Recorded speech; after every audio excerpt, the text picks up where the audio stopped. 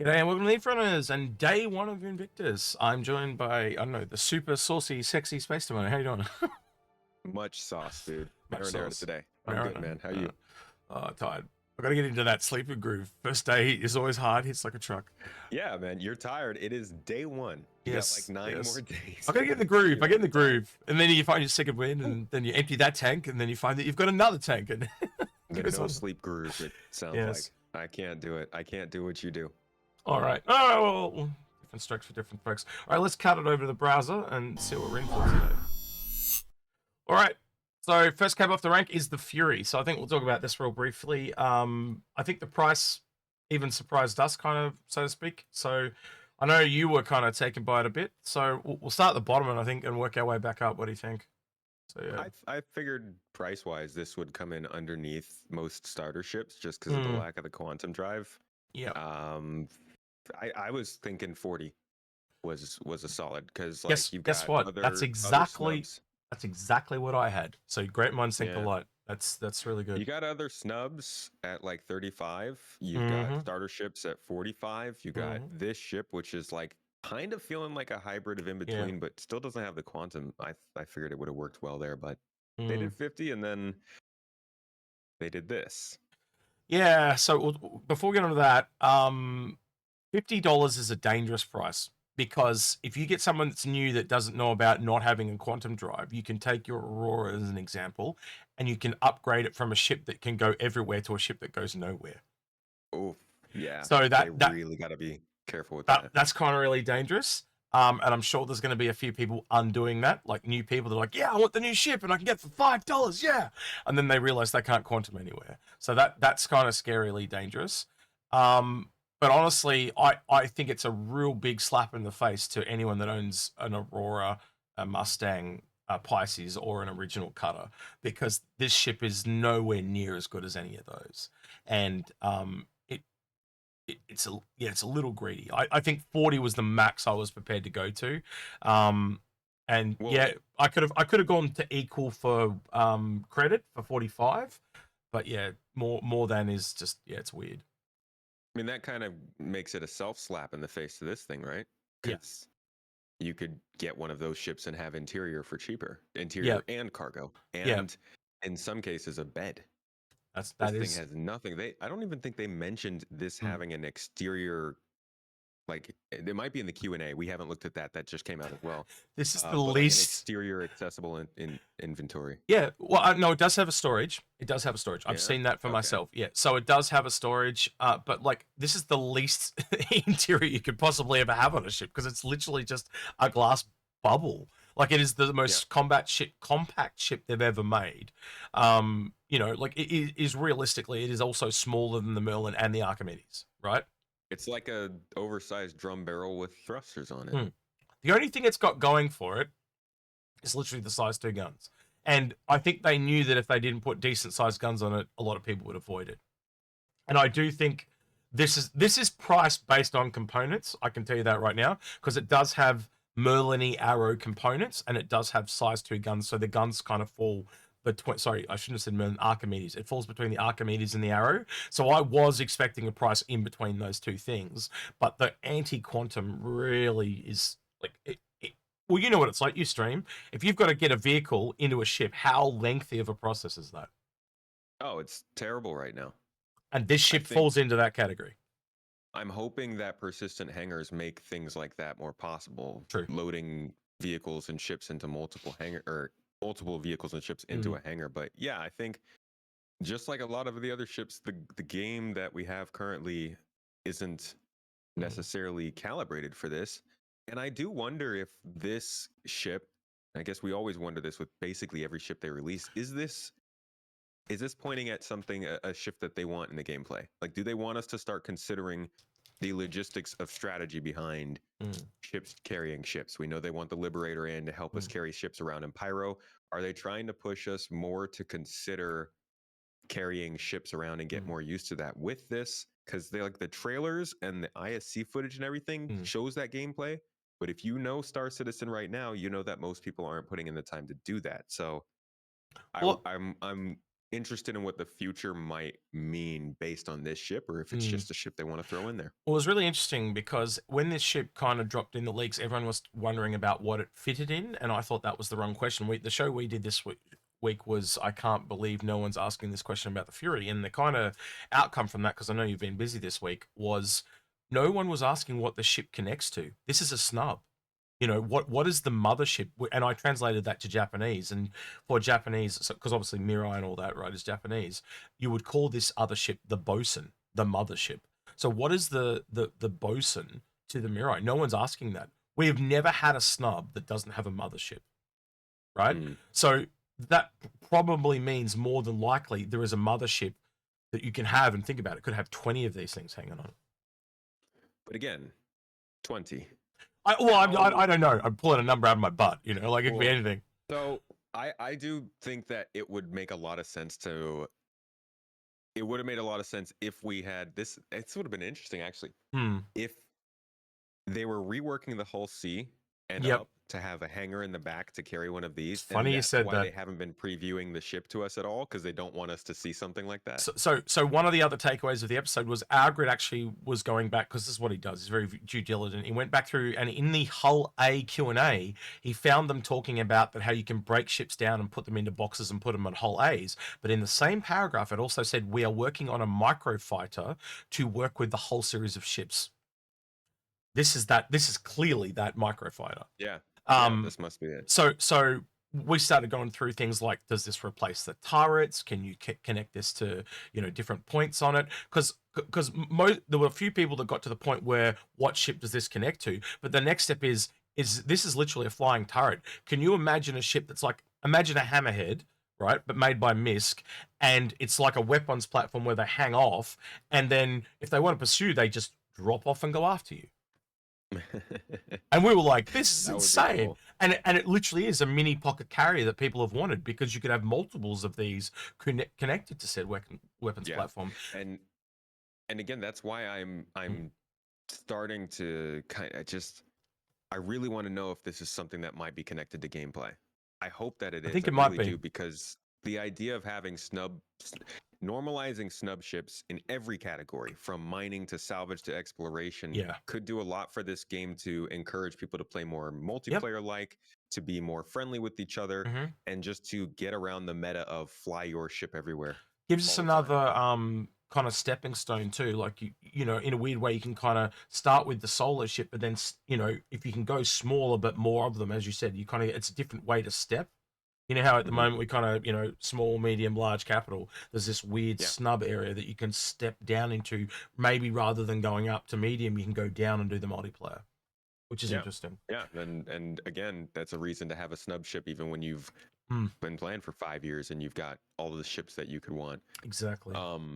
But let's do you want to talk about the packs? Because I know you were very heated before we started recording, so because it gets a bit ridiculous. I think this is the first time I've ever seen them offer 12 snubs in one go, which is pretty ridiculous. And it was very obvious from the people that we were talking to in Discord. Why would you block yourself into 12 ships in a pack? But the benefit, obviously, is you get 2 of them for free. So you pay for 10, and they're giving you, they're giving you $100 worth of ships for free. Because, maybe you want to go and fly 12 different ships instead of 10. Exactly. Like, you can only fly one at a time. And realistically, wouldn't you only really want one of each Fury and you're kind of done? Well, yeah. So is this like, hey, do you want to buy a bunch of ships for your org? Because here's a bunch of ships that none of them can ever get. You have to be online to call all of them out for them. So they obviously, obviously it's LTI tokens. Literally. You could use them as LTI tokens. That's the only reason I can see. But then that means you're dedicating yourself to 12 ships. And you're locked into that pack. So if you ever want to change one of them, you're stuffed. So it's kind of very dangerous to do that. And I think for a lot of LTI tokens, realistically, you want to keep LTI tokens separately. So really bite the bullet and just buy them solo. Maybe buy the 2. I really can't see any reason to go beyond the 2 personally. Maybe they answer it in the Q&A. Maybe one of the questions they had was, somebody was like, why would we buy 12 of these? Yeah. It's like, Well, I again, mean, it's a if you wanted snub. to give Snubs, $560 to development, then yeah, sure. true, but But snubs do respawn very quickly though. Too, that's another thing. So you like realistic as a solo player, you have no reason to go beyond the two at all, and the only reason you go to two is because of the two variants. If you, and so let's think then. I do try to approach everything as to how the game's going to be as opposed to how it is now. So let's think about like what this would mean for the future. Why would you want to buy a 12 pack of this ship, let's say in 5 years for Star Citizen, when Death of a Spaceman is in, when NPCs are Yeah. maybe flying ship. NPCs actually can't pilot your ships for you, so they wouldn't be able to fly these. This is a human piloted ship in a game with pretty hefty death. With limited transportation to transport these ships around. I mean, it's a risky play. It's all your investment. The only reason is if you wanted LTI tokens, and as I said, it's not a good idea to lock yourself into a pack like that. You know, and it gives you no flexibility. You've got to go to 12 ships, so realistically, you'd be better just buying individual solo ones and paying more, because then at least you can get out of them. You know, the amount of money you save for $100, like you could think about that. That's 12 ships. You know, that's, you know, and you're going to upgrade them. So realistically, at minimum, you're doubling your value there. So you'd go to say something like $1,200, saving $100 to possibly lock you in and lose a lot more is not a good idea. So I cannot see the reason for that pack literally at all. It's a very dangerous idea, I think. And as I said earlier, the whole thing about new players upgrading into that ship, there's two very dangerous precedents here. I do not want them to repeat. That's one of them. And the other one's the you know, people being able to upgrade their Aurora into something that can't warp anywhere. Doesn't have a quantum. Yeah, basically you load right into the game, go to get your new shiny ship, and Yep. can't go anywhere. All right, we'll talk about more of this in the buyer's guide. I think me and Agrid will do a buyer's guide on the weekend, and you know, after we've had time to fly, because obviously you and I have got it in game now to fly, so you'll have a look at it too, and I'll probably get some feedback from you as well if you're cool. And I'll say Space Tomato said this in the buyer's guide, but other than that, there's a few paints for it. Again, I think they're kind of expensive, considering the ship's $50 and it's $5 for a skin. I just honestly, man, every time we have a new ship come out, I'm getting a little bit more and more jaded by these ship sales pages. They're so shiny and functional and just good looking, while many other parts of the website are not.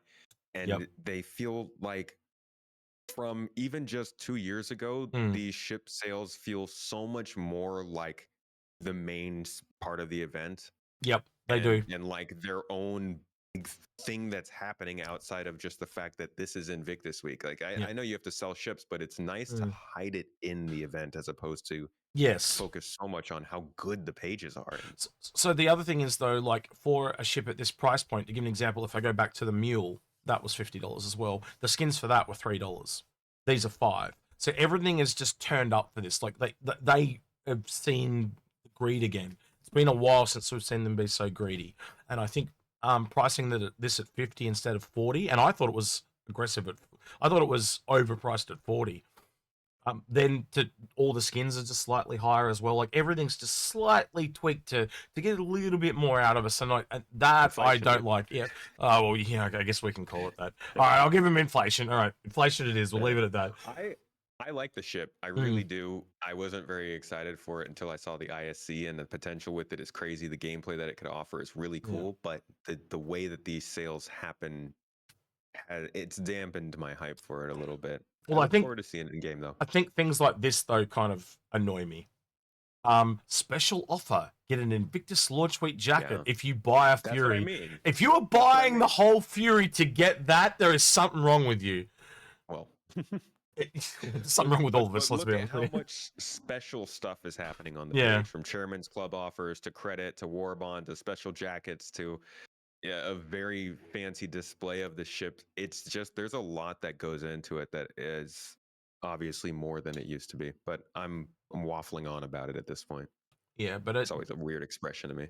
Yeah, it looks good. It's small, but I think that's the other thing. Like I don't know. You saw IC yesterday, I assume. Yes. did you catch right at the end as they had all of them coming out of the caterpillars? Did you see how quickly they died? If they got hit yeah, these once, things they will just went die poof. immediately. Yeah. Yeah. So That's the thing. That's what I was saying about Death of yeah. a Spaceman. These things are gone. Like Yep. if these get hit, components getting hit.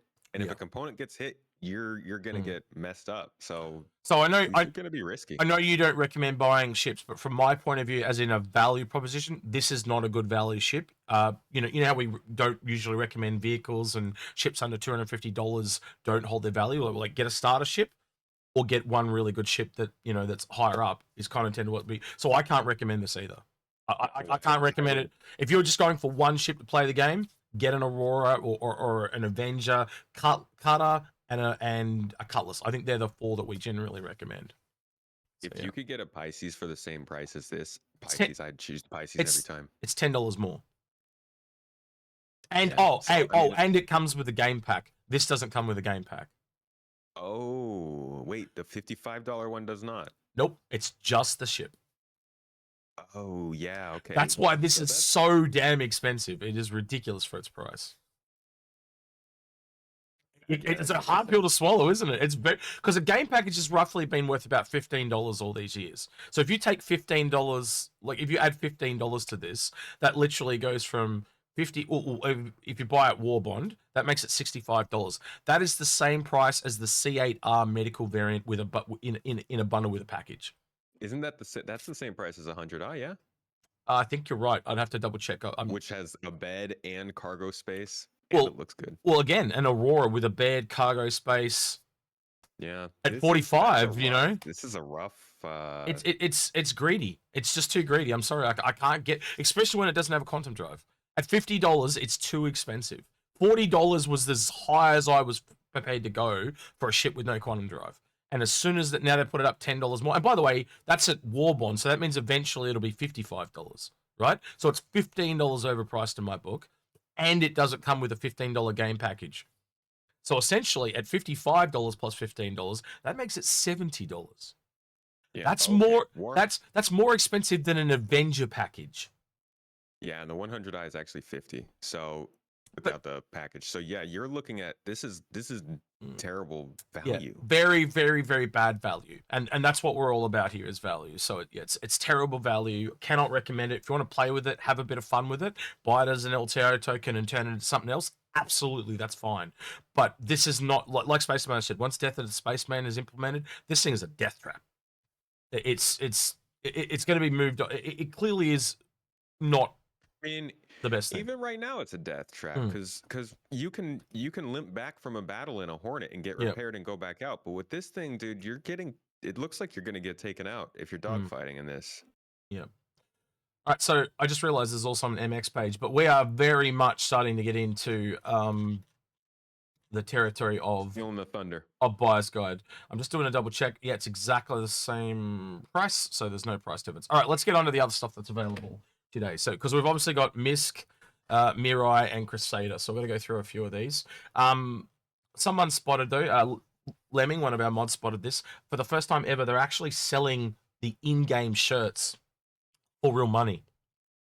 Now, previously years, you could go in and buy these in-game, essentially earn them in-game for free.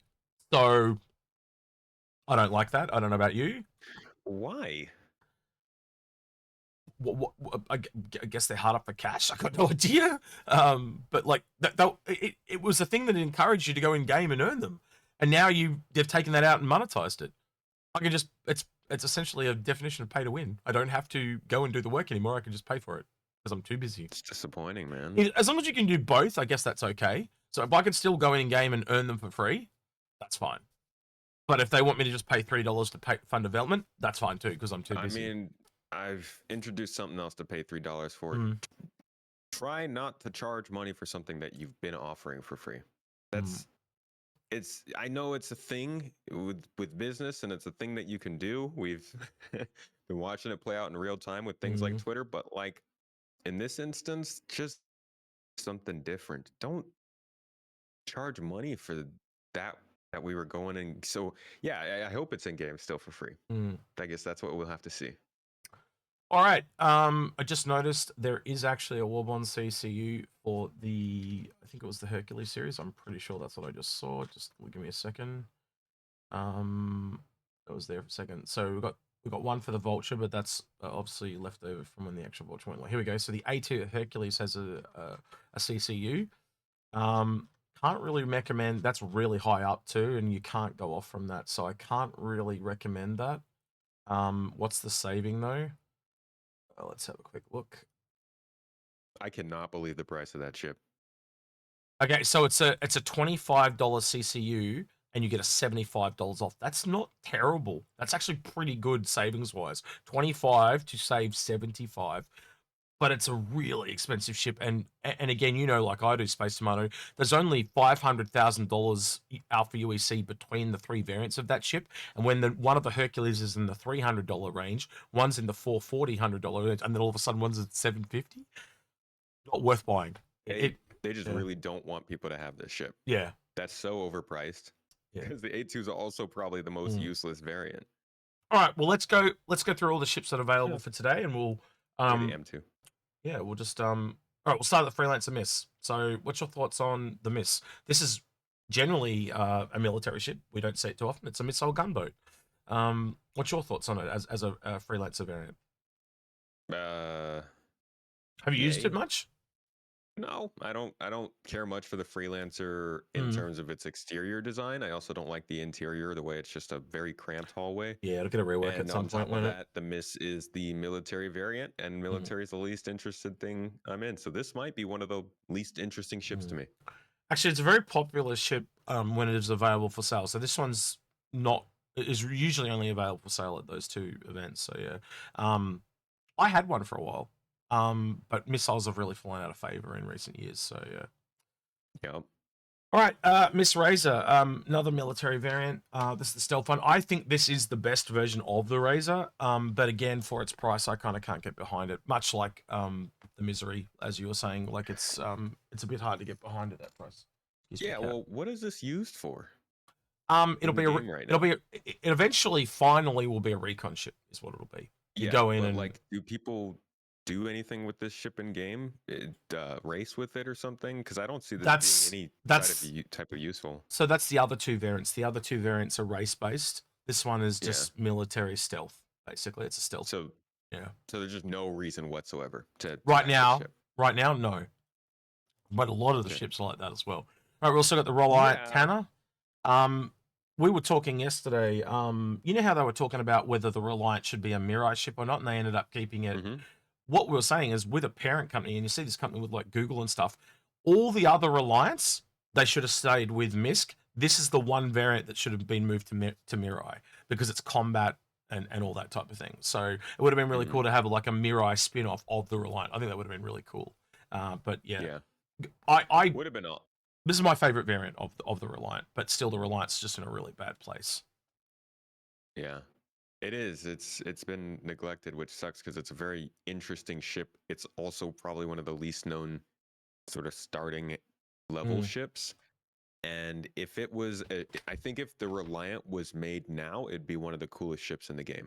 Yeah, because it was one of the first ships made. It suffers from a lot of their early ship design problems. Yeah. Well, it also has these giant wings that make it heaps bigger than it should be. Yet it basically is an Avenger that's twice the size. So that's a fundamental problem of it. So yeah, I can't get behind that either. Starfarer Gemini. There's an interesting thing behind this because the Gemini that you purchase out of game is different from the one you purchase in game. Is in the one outside of game actually comes with all the components like the refinery and the fuel scoop. So you can upgrade this version back into the normal Starfarer plus have all the perks of the Gemini, because in game the Gemini costs less than the Starfarer because it doesn't have the refineries. So buying it out of game, there is an actual advantage because you can kind of mix and match with it. Like you said though, with the older ships, this definitely needs a rework, just like the Freelancer. It's a flying Counter-Strike level. It's awful in that regard. But again, if you are prepared to wait, let's be honest, we're all playing this giant waiting game. They will come around, and much like the Freelancer will get a rework, I'm sure this will get a rework. And they've even talked about it getting one, so yeah. Yeah. All right, so that's it for MISC. Now we move on to Mirai, the new manufacturer. Not going to be a lot here. I think we've got 2 ships as far as I can tell. So the Fury that we've already talked about at $55 and the MX. So I don't think we really need to go over those too much. I think the only thing I'll ask you is what's your favorite variant of the 2? I like the original just because of the color scheme, to be honest. I don't care about the weapons or the missiles. No matter which version of this I get, I'm going to strip everything off of it and use it as like an exploration kind of small snub ship. Me and Agrid were talking. I mean, you know how they said on ISA about other variants. I think clearly a racing variant is on the cards, and the other one we talked about, especially with what you and I were talking about before about connecting to the whole series, is one that has tractor beams on it. They're the 2 variants that we're expecting. So like a utility ship and a racing variant. So yeah. All right, and last but not least, Crusader, which I think where most of the meat and potatoes here is today. So A1 Spirit. What's your thoughts on the Spirit? A1 Spirit, the bomber variant. Don't buy it. It's very expensive for what it is. We have there's no reason to buy this.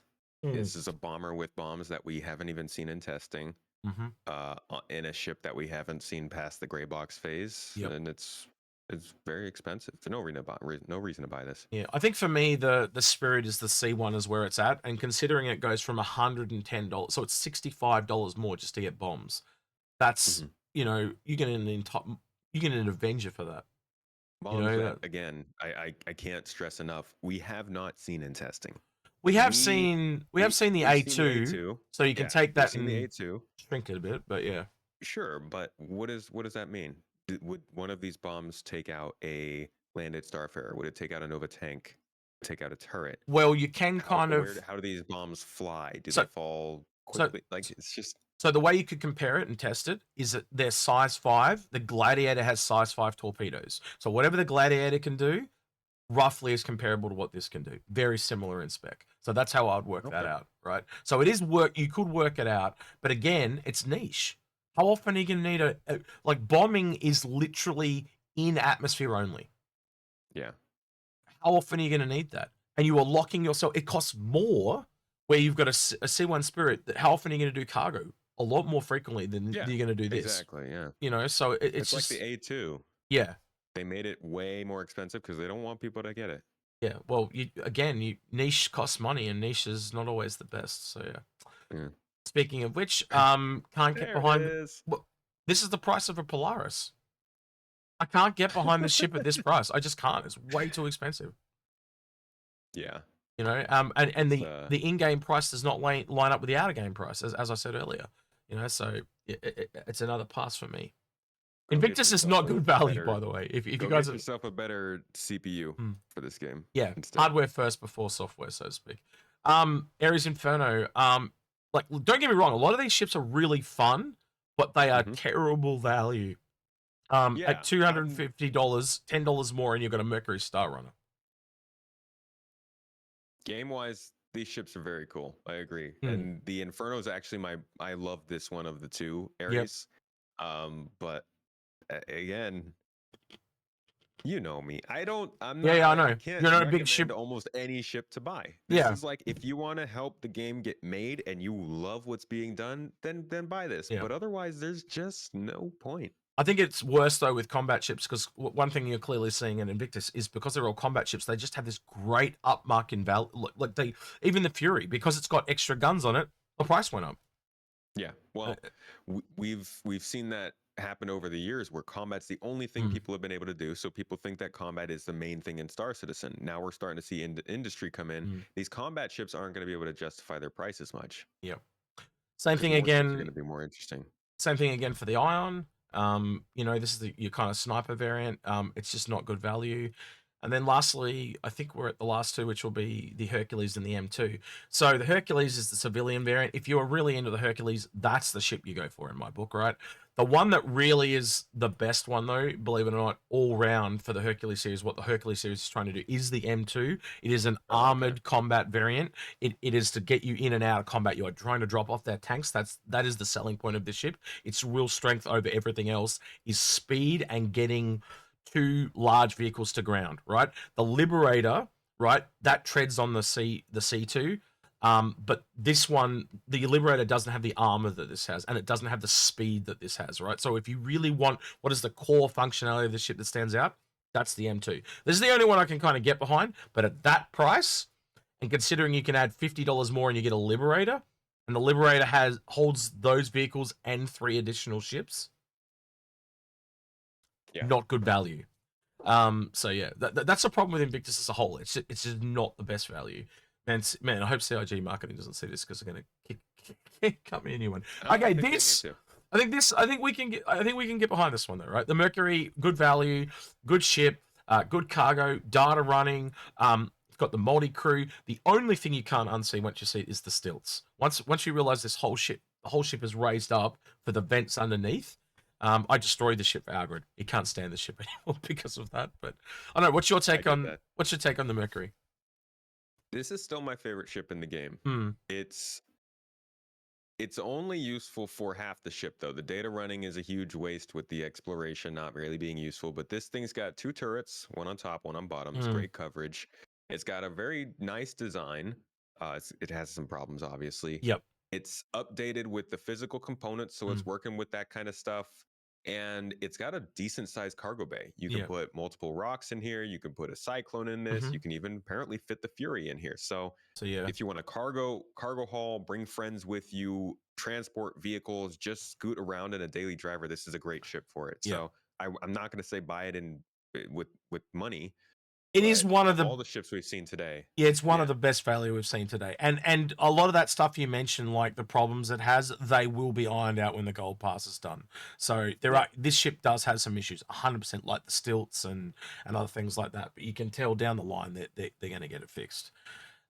So yeah, this is one of the. I think this is probably the best value ship that I can get behind today. And again, as I said, $10 from the Inferno to this, like you can see very quickly, combat ships just have this really high tech, and this is not a combat ship. No. You know, it's this not. Is a utility ship. And I think the reason it's at Invictus though is the data running. Like, you know, espionage, you know, that type of thing. So that's why I think it's here.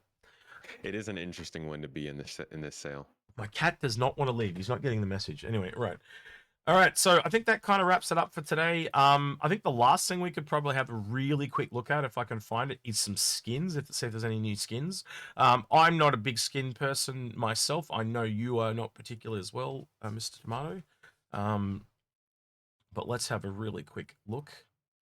See those deals there for Invictus. I should probably go back to that. Actually, I'll open that up real quick. Yeah, that was a starter pack for cheaper than the Fury, right? Yep. So that is what I'd be looking at a lot more.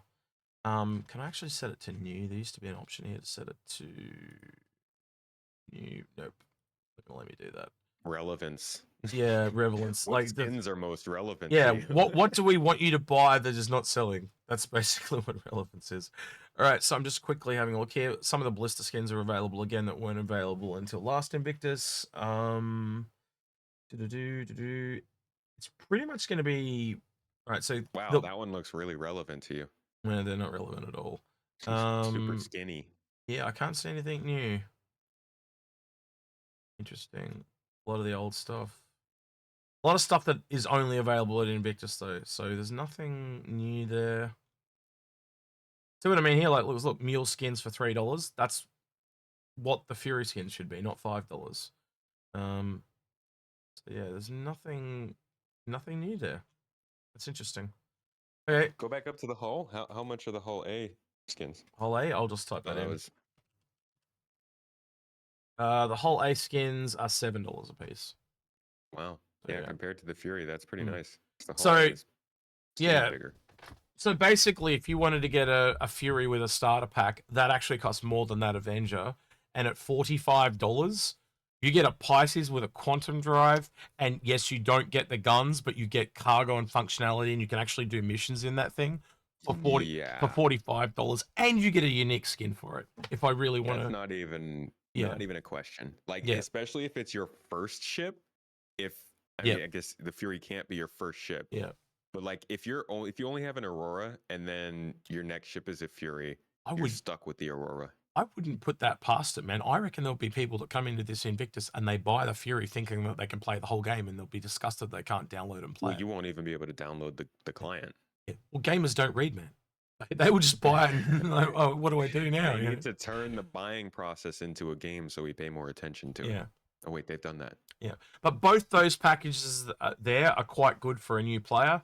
I wouldn't be talking them into the Fury. I'd be talking them out of the Fury. You know, if you're a veteran watching this video, do your due diligence, help out the new people. I kind of want them to get a real sting for this ship because they need to know that that ship was priced really badly. That $45 for a Pisces pack. Why would you ever get the Fury? This makes the Fury disgusting. You know, you're getting $15 more value. If you charge what $3 to $5 for that skin, it goes up.